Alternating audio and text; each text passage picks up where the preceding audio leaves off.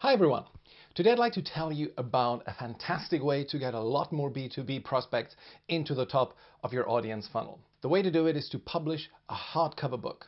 And don't worry, you don't even have to write it yourself. In this video I will give you all the ins and outs. I'm going to show you an example book that we did recently with a client, and there'll be plenty of Q&A. Stick around.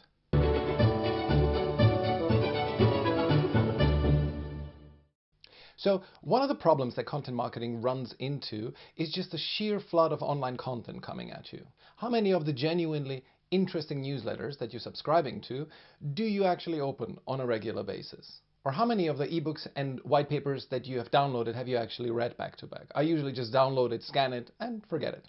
So that's the typical online content overload. However, there's an amazing way to stand out. You do a printed book. It's not as difficult as it sounds, and we're going to take you through it. So here's the book. This is a book that we recently did with a client. They're called Benevo. Benevo is a mobility solution for early career employees. They were looking for a way to feed the top end of their funnel, to find more prospects, find more people who'd be customers to their mobility solution. Who's their target audience? HR people, recruiters, and global mobility teams inside big companies. And here's what we did. We took a topic that is on everyone's mind in the world of HR and talent, at least in the UK, and that's Brexit. Everyone is kind of worried about it one way or another. EU citizens are leaving the UK. Companies are worried that they won't be able to hire from the EU. There's just a lot of uncertainty going on. So we said, what if we compiled best practice advice from people in this sector on how to attract and retain top talent in times of Brexit? Get HR people, recruiters, mobility managers inside big companies, and other experts on the matter to talk about how best to prepare for the coming problem that is Brexit.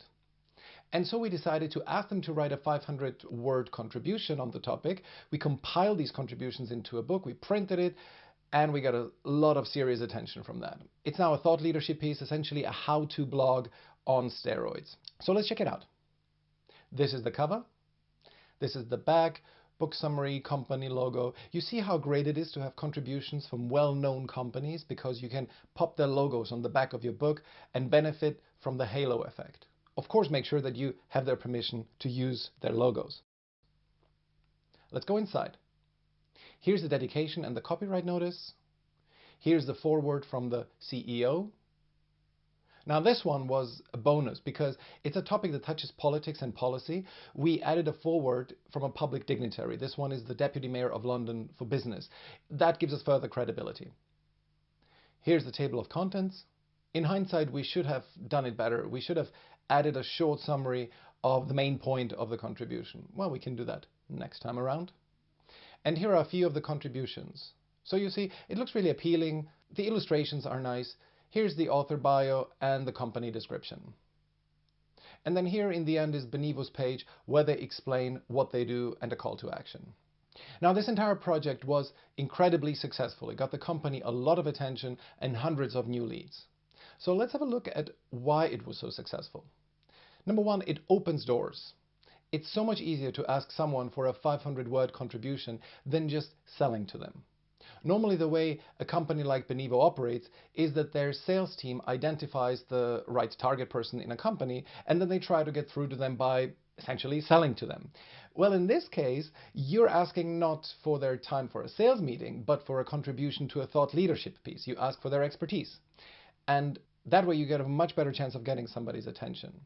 Number two, you build allies. The book has helped Benevo to massively deepen the relationship with the people they already knew. It was a complete game changer. Being asked to contribute in a piece of expertise for a real book is a big ego stroke, and people enjoy that attention and they will pay you back in kind. Some of the authors in the book are now inviting Benevo to events, they give them speaking slots at conferences, all that kind of stuff. So it's a proper flywheel of good publicity. Number three, your allies actively promote you. All the authors in the book promoted the book to their network. And because they all are in the HR and recruitment and global mobility space, that means that many people in their own network will be in a similar space. So it's a great multiplication and network effect. And some of those allies then start actively hustling for you, as it happened with Benevo. Number four, it stands out. Small companies usually don't go around publishing hardcover books. So especially if you're not big, that can make a huge impression. Number five, if it sits on your shelf, it stays front of mind. Even the best ebook or white paper will be forgotten because they're just so easy to produce. But if you got this book sent to your office where it's going to be sitting on your desk, there's a really good chance it's going to be there for a couple of months. Now, how cool is that to have this permanent reminder that you, the company who wrote it, exist? People are much more likely to get in touch with you months later to inquire about your services if they have your logo staring at them all the time. Number 6, it's hardcover. It's just something in human psychology that creates a barrier when it comes to throwing away a hardcover book. You just won't do it. I've definitely thrown away things that, were kind of promotional, even when they were high quality and substantial enough to be kind of a book, but I would never have thrown away anything that had hardcovers. I don't know why that is. It's a bit weird, but it's a fact. Now, what were the results of the book project with Benivo? We did a print run of 1,000 books, and those were all taken in less than a week. So we did another print run of 1,000, which also ended up being completely used, except for a small amount that we kept for the company to give away at events. Hundreds of ebook downloads, hundreds of brand new leads, and now we're working on our second book, which is going to come out later this year. It's now half a year later, and people still talk to Benivo about it. And it's going well beyond Benivo. I mean, the other day, an acquaintance of mine texted me out of the blue because the book crossed her desk. And there she saw my name in it because the CEO mentioned me in the foreword. And she's based in New York. So somehow the book made it over to her and she saw my name in it. So which is brilliant. Okay, great. So what if you now are all fired up and think, wow, I want to do this myself, I want to do this for my own company. What tips can I give you? Well, these are the steps that you have to take. Come up with a really good topic. It has to be something that is open-ended, for which there is no definitive answer. For example, how to retain your best employees is a great topic because nobody has a real answer to that. Or anything that has to do with prediction. For example, the state of renewables in 2050. Also good is something where you combine two trends. Let's say the impact of AI on renewable energy. It should be something that many experts can have different opinions on so that you can create a bit of attention, maybe controversy. At the same time, it shouldn't be too narrow and esoteric. You want everyone in your field to be interested in it. Most important is that the topic is useful, educational, solves a problem. Write a good and concise guideline document. 3 to 4 pages, nothing more, ideally even less than that. In that guideline document that you'll be sending to all your potential contributors, you explain what you want to do and provide clear content guidelines. This is really important because people tend to just take the topic and just run with the very first association that crosses their mind. And you cannot have that. You need to have a little bit of control about what people write about and a certain consistency. By the way, in that guideline document, make sure you also include that by writing their contribution, they are giving you full copyright on the content that they provide and that there will be no compensation for it. It's good to reinforce that clause in the email that you send to them so that they have seen it. Ideally, interview people instead of having them do the writing themselves. Many people are not great writers, even when they are subject matter experts. So those articles where we interviewed people and then wrote it up for them, those articles tended to be much better. Just arrange a call, record it with their knowledge, of course, write it up, and you have a great article. Get the VIPs by doing their work for them. Try to get at least 1 or 2 high-profile people to write a contribution. Maybe you can even ask them to be the book's introduction feature. You'll have a better chance to secure them if you suggest to them that you'll write their content for them. This is a great way to get the top experts in the field. They already have published stuff about this topic anyway, so suggest to them to adapt it so that they have as little work as possible with all of this. Have everyone register on your website in order to get the book. So you will not be just handing out the book willy-nilly. People need to give you their contact details. And the great thing about this is that the book is much more substantial than a white paper or an ebook. So people are willing to give you more information about themselves, to say their job title, which company they work for, what are their biggest challenges in their work, and all of that. So that is really good because it then helps you start the conversation when you reach out to them with a sales message. Finally, here are a few questions I usually get when speaking to people about the book. Why would people write something for you for free? Well, with Benivo, that wasn't a problem. 80% of people we approached ended up writing something for us. I mean, in the end, it's a good means of self-promotion for them, both personally and for the company. So don't worry, you'll get people to do it. And if they seem short on time, you can offer them the interview method that I mentioned before. Also, now that we're doing the second book, people are actually applying to be authors for us. What helps in this context is if you don't sell the book for money, so you don't try to turn a profit. On that note, shouldn't you be selling the book instead of just giving it away? Well, you can, of course. The problem is that then you may get a few potential contributors asking for a share of the proceeds. They want royalties, and that's quite unpleasant to deal with. So The best recipe is to give the bulk of the books away for free and then sell a small portion of them on Amazon. You can always argue that you're just recovering some of the production costs and that you're not really turning a profit. By the way, if you do sell them on Amazon, you need to have an ISBN number and a barcode. You can get that easily for some £100 or so. I'll put a link in the description. Can you reject submissions? Well, that's a sensitive topic.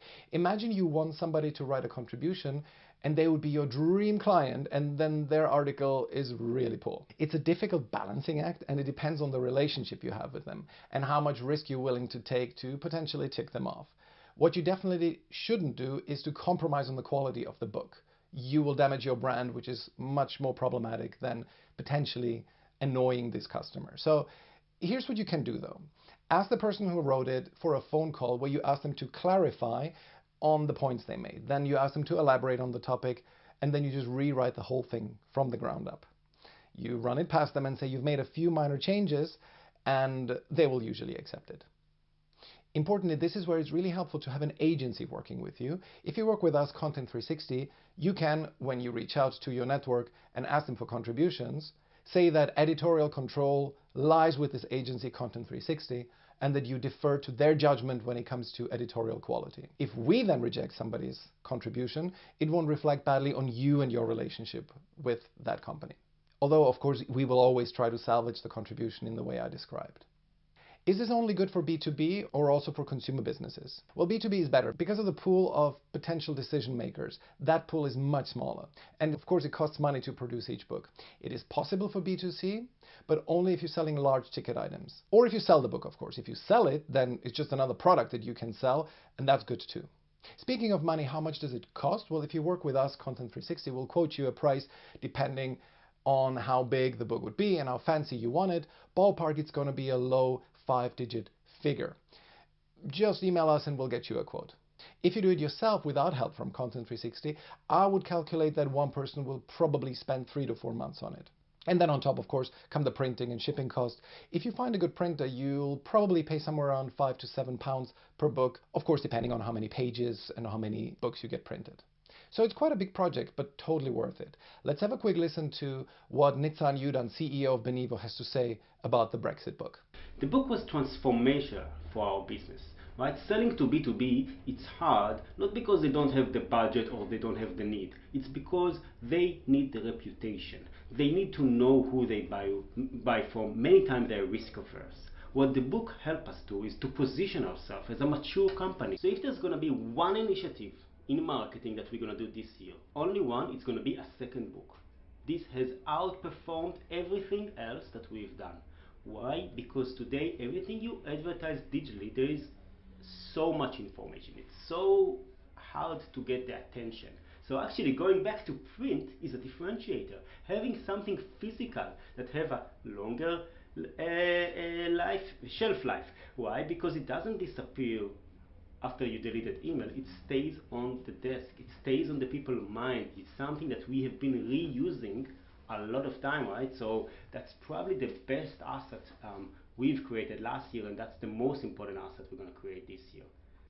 And if you think that books are a dying breed of communication, well, think again, because books in the UK are a steadily growing market. People read more than ever, as unbelievable as that sounds. The last available figure from the UK Publishers Association is for 2016, and that year shows a 7% growth versus 2015. So people still love to read. And a paper book is definitely something that will make you stand out, because so few others are doing it. Now, what do you think about this? Let me know if you have any amazing ideas for book topics, or if you just want to shoot the breeze about anything content marketing related. Here's how to get in touch with us. Subscribe to our newsletter or tweet at us. My name is Michal Bohanes. We are Content 360, content marketing full circle.